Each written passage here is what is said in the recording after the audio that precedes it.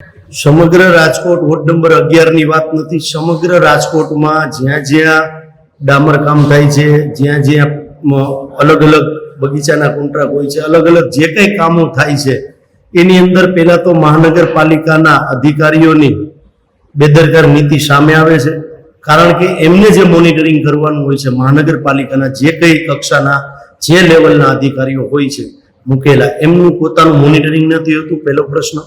બીજો પ્રશ્ન કે ત્યાં જે ભારતીય જનતા પાર્ટીના જે લોકોએ એક આશાથી ચૂંટીને મોકલેલા કોર્પોરેટરો હોય છે, એ પણ પૂરી જે લોકોની વેદના છે એને વાચા નથી આપતા. એ પણ પોતાના કામમાં વ્યસ્ત રહે છે અને ભારતીય જનતા પાર્ટીના સત્તાના નશામાં રહેલા કોર્પોરેટરોની આંખ ખુલતી નથી. જ્યારે હવે પ્રજા જાગૃત થઈને જે આવા ભ્રષ્ટાચારો છે એ ખુલ્લા મૂકે છે, ત્યારે હું આપ મને જે પૂછો છો એ બાબતે કહેવા માંગુ છું કે છેલ્લા ઘણા વર્ષોથી રાજકોટની અંદર, રાજકોટ મહાનગરપાલિકાની અંદર સુશાસનની બદલે કુશાસન ચાલી રહ્યું હોય એવું લાગી રહ્યું છે. પ્રજા જાગૃત થઈ છે.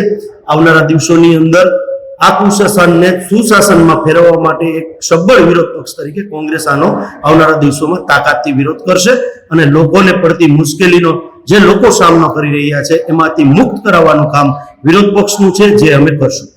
ભારતીય જનતા પાર્ટીનો મેયર હોય, માની લો કે મેયરના વિસ્તારમાં જાવ તો પણ આવો પ્રશ્ન નીકળશે, સ્ટેન્ડિંગ કમિટીના ચેરમેનના વિસ્તારમાં જાવ તો પણ નીકળશે, શાસક પક્ષના નેતાના વિસ્તારમાં જાવ તો પણ નીકળશે. કારણ કે માત્ર ને માત્ર એ લોકોને ચૂંટણી જીતી ગયા પછી માત્ર ને માત્ર પોતાના કામમાં વ્યસ્ત રહે અને સત્તાના નશામાં રહીને ધૂતરાષ્ટ્રની ભૂમિકામાં ભારતીય જનતા પાર્ટીના કોઈ પણ આગેવાનો છે, હવે એમને જગાડવાનો સમય આવી ગયો છે. જે પ્રજા આગળ આવી રહી છે અને વિરોધ પક્ષ પણ પ્રજાની સાથે છે અને ભારતીય જનતા પાર્ટીના કુંભકરણની નિંદ્રામાં સૂતેલા સત્તાધીશોને જગાડવાનું કામ વિરોધ પક્ષ સારી રીતે કરશે. જે કોન્ટ્રાક્ટ આપવામાં આવે છે ક્યાંકના મળતિયાઓને જપાય તો જ આવું કામ સામે આવતું.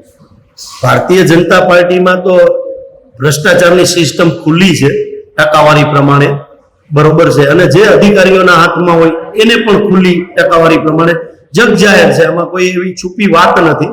માત્ર ભ્રષ્ટાચાર કરી અને ભારતીય જનતા પાર્ટીની વાહવાહ કઈ રીતે થાય આ જ કાર્યક્રમ ભારતીય જનતા પાર્ટીના સત્તાધીશો કરે છે.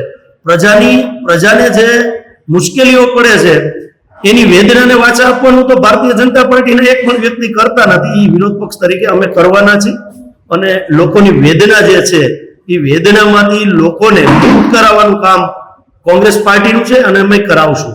આવનારા દિવસોમાં આપણે મીડિયાના માધ્યમથી ખ્યાલ આવશે.